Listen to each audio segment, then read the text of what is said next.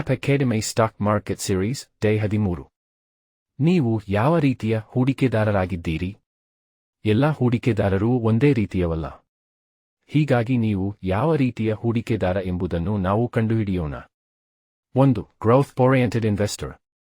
ನೀವು ಹೆಚ್ಚಿನ ರಿಟರ್ನ್ಸ್ಗಾಗಿ ಅಪಾಯಗಳನ್ನು ತಲುಪಲು ಇಚ್ಛಿಸಿರುತ್ತೀರಿ. ದೀರ್ಘಕಾಲಿಕ ದೃಷ್ಟಿಕೋನ. ಕನಿಷ್ಠ ಸಮಯದ ಮಾರುಕಟ್ಟೆ ಕುಸಿತಗಳಿಗೆ ಒಪ್ಪಿಗೆಯಾಗಿದ್ದೀರಿ. ನೀವು ಇಲ್ಲಿ ಬೆಳವಣಿಗೆಗಾಗಿ ಇದ್ದೀರಿ. 2.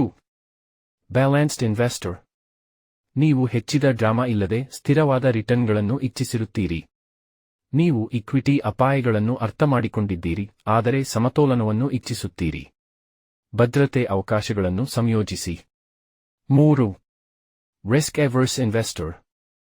ಉದ್ದೇಶವನ್ನು ತಲುಪಿದ ನಂತರ ಈಗ ನಿಮ್ಮ ಸಂಪತ್ತನ್ನು ರಕ್ಷಿಸುವುದು ಮುಖ್ಯ.